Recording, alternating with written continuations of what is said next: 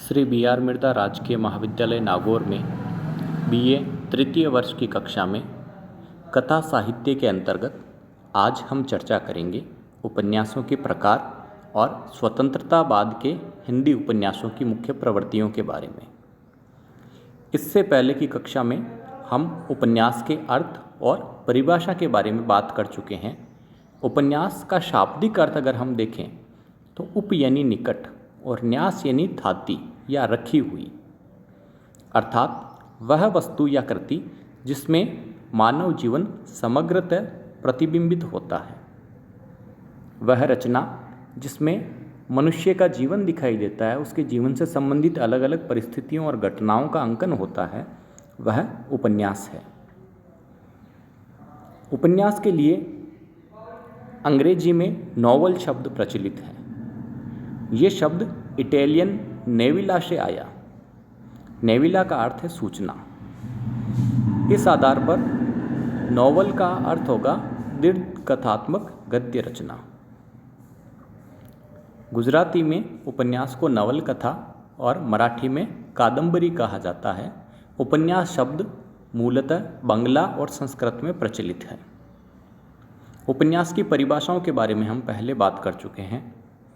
उपन्यास के तत्व 7 तत्व मुख्य रूप से माने गए: शीर्षक और कथा वस्तु, पात्र और चरित्र चित्रण, संवाद और कथोपकथन, देशकाल और वातावरण, भाषा शैली और उद्देश्य। ये 6 तत्व मुख्य रूप से माने गए।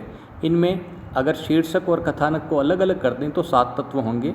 वैसे प्राय शीर्षक को कथानक के साथ ही पढ़ा जाता है। उपन्यास का अन्य साहित्यिक विधाओं से संबंध। उपन्यास में कथात्मकता होती है। कहानी का मूल गुण है कथात्मकता, वर्णन की प्रधानता। तो ये तत्व कहानी के जैसा है, इसलिए कई बार बड़ी कहानियों को उपन्यास के रूप में समझा जाने लगता है। इसी तरह काव्य में जिस प्रकार भावुकता और संवेदना की प्रधानता होती है, वैसे ही कई उपन्यास संवेदना और भावुकता को अपने में समाहित किए रहते हैं।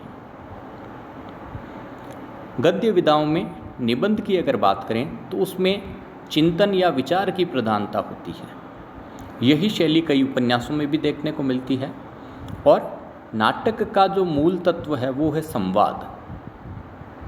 संवाद योजना के आधार पर भी कई उपन्यास नाटकीय उपन्यासों के रूप में विश्लेषित किए जाते हैं। इसके साथ ही संस्मरण, आत्मकथा, जीवनी आदि के तत्व भी उपन्यासों में शामिल रहते हैं। जैसे हजारी प्रसाद द्विवेदी का एक उपन्यास है बाण भट्ट की आत्मकथा। अब इसके शीर्षक को पढ़ें तब ये लगता है कि ये शायद आत्मकथा होगी, लेकिन ये अपने तात्विक आधार पर एक उपन्यास है जिसमें आत्मकथा के कुछ तत्वों को, आत्मकथात्मक शैली को प्रयुक्त किया गया है। उपन्यासों के प्रकार। विषय वस्तु की दृष्टि से उपन्यासों का जो कथानक है, जो थीम है, जो आधार है, उस आधार पर अलग अलग प्रकार निर्धारित किए गए। जैसे सामाजिक उपन्यास। मुंशी प्रेमचंद के अधिकतर उपन्यास इसी श्रेणी में आते हैं। सेवा सदन का अगर उदाहरण लें तो सेवा सदन में नारी जीवन से जुड़ी हुई समस्याओं को प्रस्तुत किया गया है। ऐतिहासिक उपन्यासों में कथानक इतिहास की किसी प्रसिद्ध घटना से संबंधित होता है। जैसे वृंदावन लाल वर्मा का उपन्यास विराटा की पद्मिनी। राजनीतिक विषय वस्तु से संबंधित उपन्यासों में मन्नू भंडारी कृत महाभोज एक प्रमुख रचना है, जिसमें राजनीति के दाव पेंचों के बारे में बताया गया है। धार्मिक और नैतिक विषय वस्तु से संबंधित उपन्यासों में श्रद्धाराम फुल्लोरी का भाग्यवती प्रमुख है। तिलिस्मी और जासूसी उपन्यास, जिनमें कुतूहल की, आश्चर्य की प्रधानता होती है, चमत्कार की प्रधानता होती है और घटनाक्रम तेजी से बदलता है। भारतेंदु युग और द्विवेदी युग के संधि काल में देवकीनंदन खत्री ने इस प्रकार के उपन्यास लिखे, जिनमें प्रमुख है चंद्रकांता और चंद्रकांता संतति। मनोवैज्ञानिक उपन्यासों में फ्राइड, एडलर और युंग के मनोवैज्ञानिक सिद्धांतों के आलोक में मानव मन की वृत्तियों का विश्लेषण किया जाता है। प्रयोगवाद के प्रवर्तक अज्ञेय ने शेखर एक जीवनी को मनोवैज्ञानिक उपन्यास के रूप में लिखा है और आंचलिक उपन्यास में किसी एक अंचल विशेष, ऐसा क्षेत्र जिसकी खुद की कुछ विशिष्टताएं हैं जो उसे दूसरे क्षेत्रों से अलग करती है, ऐसे अंचल को आधार बनाकर लिखे गए उपन्यास जिसमें स्थानीय भाषा, स्थानीय समाज के रीति रिवाज, उसकी परंपराओं, उसके रहन सहन और उसकी जागृति, उसकी चेतना आदि का उल्लेख होता है, वे आंचलिक उपन्यास हैं, जैसे फणीश्वरनाथ रेणु का मेला आंचल। फणीश्वरनाथ रेणु के मेला आंचल से हिंदी में आंचलिकता की शुरुआत मानी जाती है। हालांकि इससे पहले द्विवेदी युग में अधखिला फूल, हरिओद की और मन्नन द्विवेदी की रामलाल जैसी कुछ रचनाएं आ चुकी थीं। शैलीगत आधार पर उपन्यासों के अलग अलग प्रकार। पहला, कथा या वर्णनात्मक शैली, जिसमें घटनाओं की प्रधानता रहती है, कथा लंबी चलती है, जैसे मुंशी प्रेमचंद का प्रसिद्ध उपन्यास गोदान। दूसरी शैली है कथा गर्भ और उपकथा शैली, जिसमें छोटी छोटी अनेक कथाएं शामिल होती हैं, जैसे धर्मवीर भारती की रचना सूरज का सातवां घोड़ा। इसमें छोटे छोटे किस्सों को शामिल करके उन्हें उपन्यास का रूप दिया गया है। आत्मकथात्मक शैली में हजारी प्रसाद द्विवेदी ने बाण भट्ट की आत्मकथा का सृजन किया। पत्र और डायरी शैली में उपेंद्रनाथ अश्क का, पांडेय बेचन शर्मा उग्र का प्रसिद्ध उपन्यास है चंद हसीनों के खतूत। चित्रात्मक शैली में जैनेन्द्र ने परख लिखा। स्वगत शैली, जैसे लेखक अपने आप से ही बात कर रहा हो। इस शैली में लीलाचंद्र जोशी ने सन्यासी नामक उपन्यास लिखा। हास्य व्यंग्यात्मक उपन्यासों में श्रीलाल शुक्ल की रचना राग दरबारी मुख्य है। आलंकारिक उपन्यास, जिसमें प्रकृति और सौंदर्य का काव्यात्मक शैली में, आलंकारिक शैली में वर्णन किया जाता है। इनमें प्रमुख है ठाकुर जगमोहन सिंह का श्यामा स्वप्न। संभाषण या संलाप शैली, जिसमें चरित्रोद्घाटन का माध्यम आत्मसंभाषण होता है। ये लगभग स्वगत शैली जैसा ही है।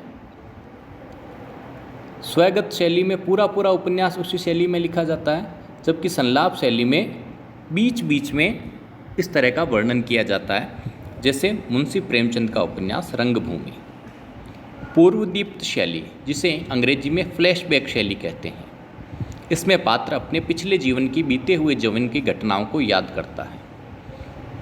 अज्ञेय का उपन्यास शेखर एक जीवनी पूर्वदीप्त शैली में लिखा गया एक प्रमुख उपन्यास है। फैंटेसी शैली, इसमें कल्पना की प्रधानता होती है।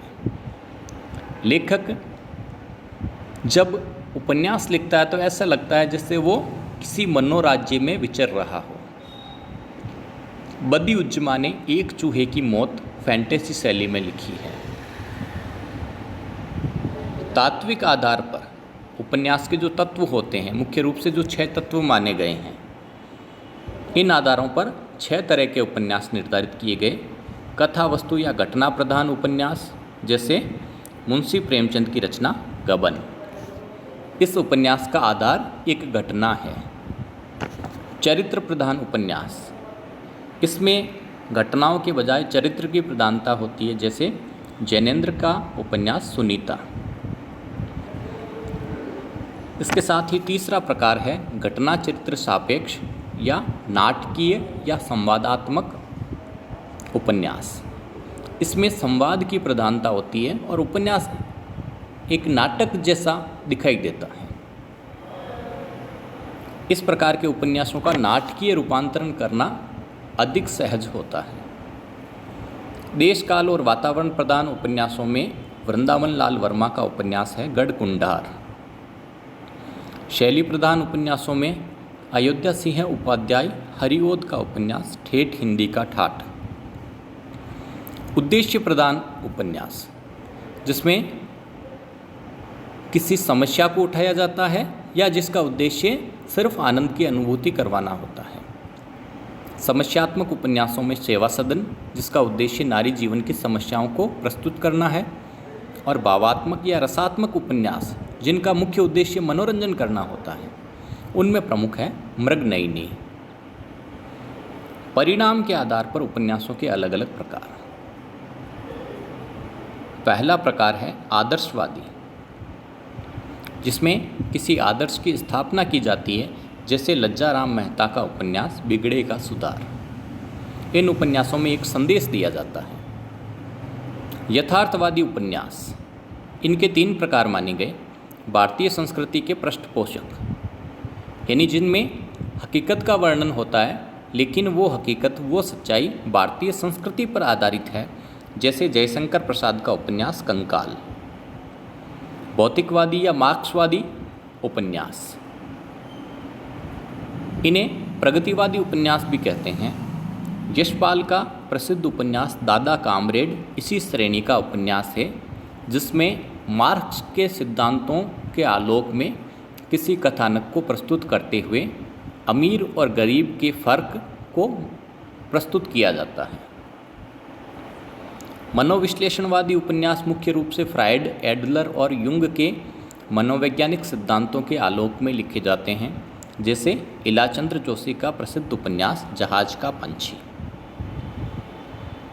इन दोनों को शामिल करते हुए आदर्शोन्मुखी यथार्थवादी उपन्यासों की रचना भी की गई, यानी जिनमें समाज की सच्चाई भी है और किसी आदर्श स्थापना का प्रयास भी है। लेकिन ये आदर्श स्थापना मात्र काल्पनिक नहीं है, इसे समाज की हकीकत से, उसके यथार्थ से जोड़ा गया है, जैसे मुंशी प्रेमचंद का उपन्यास रंगभूमि। विकास यात्रा के आधार पर उपन्यासों की बात करें तो पूर्व प्रेमचंद युग 1850 से 1916, प्रेमचंद युग 1916 से 1936 और प्रेमचंदोत्तर युग 1936 से आज तक। पूर्व प्रेमचंद युग और प्रेमचंद युग के प्रमुख उपन्यासकारों का अध्ययन हम कर चुके हैं। आज बात करेंगे स्वातंत्र्योत्तर हिंदी उपन्यासों की मुख्य प्रवृत्तियाँ, स्वतंत्रता के बाद में किस तरह के उपन्यास लिखे गए और उपन्यास विधा में क्या क्या बदलाव आए। पहली प्रवृत्ति है सामाजिक चेतना। बदली हुई परिस्थितियों में व्यक्ति और समाज के अंतर संबंधों में बदलाव आया। सांप्रदायिकता, बेरोजगारी, अनिश्चय की स्थिति का वास्तविक चित्रण स्वतंत्रता बाद के सामाजिक उपन्यासों में देखने को मिलता है, जैसे भीष्म साहनी का उपन्यास तमस।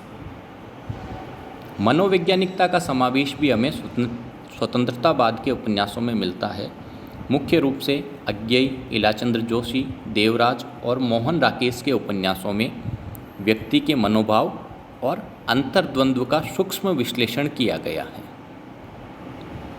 ऐतिहासिक चेतना के उपन्यास, इनमें हजारी प्रसाद द्विवेदी के अनामदास का पोथा और बाण भट्ट की आत्मकथा को शामिल किया जा सकता है। भारतीय इतिहास की किसी घटना,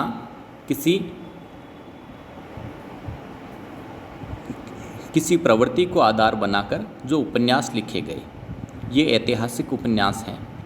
वैयक्तिक चेतना के उपन्यास, जिसमें व्यक्ति ही सबसे प्रधान है, समाज या इतिहास की अपेक्षा लेखक या व्यक्ति की प्रधानता वैयक्तिक चेतना का उपन्यास है। इन उपन्यासों में अस्तित्ववादी दर्शन की झलक हमें दिखाई देती है। अस्तित्ववाद एक दार्शनिक विचारधारा है, जिसमें व्यक्ति का अस्तित्व ही इस दुनिया में सबसे प्रमुख माना गया। अज्ञेय ने सन 1961 में अपने अपने अजनबी नाम का उपन्यास लिखा। इस उपन्यास में अस्तित्ववादी चेतना का दर्शन हमें देखने को मिलता है। यह वैयक्तिक चेतना का एक मुख्य भाग है। इसके अलावा सामाजिक वर्जनाओं का निषेध भी वैयक्तिक चेतना के उपन्यासों में मिलता है। इस शैली के प्रमुख उपन्यास हैं मोहन राकेश का अंधेरे बंद कमरे। इस प्रकार के उपन्यासों में परिवर्तित जीवन मूल्यों को अभिव्यक्त किया गया है। स्वतंत्रता बाद के उपन्यासों में बदली हुई राजनीति के परिदृश्य हमें दिखाई देते हैं। उदाहरण के रूप में मन्नू भंडारी के महाभोज नामक उपन्यास में राजनीति के घात प्रतिघातों का वर्णन किया गया है। स्वतंत्रता के बाद आंचलिकता का सूत्रपात हुआ। फणीश्वरनाथ रेणु ने 1954 में मेला आंचल लिखा। यह हिंदी का पहला प्रतिष्ठित आंचलिक उपन्यास है। सामाजिक आर्थिक विसंगतियों के प्रति व्यंग्य का स्वर हमें स्वतंत्रता बाद के उपन्यासों में मिलता है, जैसे श्रीलाल शुक्ल की रचना राग दरबारी। इसके साथ ही बौद्धिकता और वैचारिकता का उन्मेष हमें इन उपन्यासों में देखने को मिलता है। ये प्रभाव पश्चिम से आया, मुख्य रूप से सार्त्र, जिनकी अस्तित्ववादी विचारधारा थी, और रूस के टॉल्स्टॉय। इनका प्रभाव कथा साहित्य पर पड़ा और इन्होंने कथा साहित्य को जीवन संबंधी ऊहापोह का साधन माना। जीवन में जो उधेड़-बुन है उसको प्रस्तुत करना कथा साहित्य का मुख्य उद्देश्य माना और इस तरह वैचारिकता और बौद्धिकता का समावेश हिंदी उपन्यासों में अधिक से अधिक किया जाने लगा। स्वतंत्रता बाद की एक मुख्य प्रवृत्ति नवीन भाषा शैली। अब बड़े बड़े वर्णनों की अपेक्षा संकेतों की प्रधानता होने लगी। देशी और विदेशी शब्दावली का प्रयोग किया जाने लगा और कहीं कहीं लगता है कि भाषा कुछ दुरूह, कठिन और बोझिल हो गई। शैली में पारंपरिक प्रतिमानों की उपेक्षा की गई। कथानक की नवीनता और सूक्ष्मता को ध्यान रखा जाने लगा और घटनाओं के स्थान पर विचार की प्रधानता होने लगी। अलग अलग शैलियों में रिपोर्टाज, फैंटेसी, पूर्वदीप्त, चेतना प्रवाह आदि का प्रयोग किया गया और कथानक के क्रमिक विकास की उपेक्षा स्वतंत्रतावाद के कई उपन्यासों में देखने को मिलती है। इस तरह भाव, भाषा और शैली के स्तर पर आज़ादी के बाद के उपन्यासों में आमूलचूल परिवर्तन हमें देखने को मिलता है। ये प्रभाव मुख्य रूप से यूरोप, अमेरिका और सोवियत रूस के साहित्यकारों का प्रभाव रहा।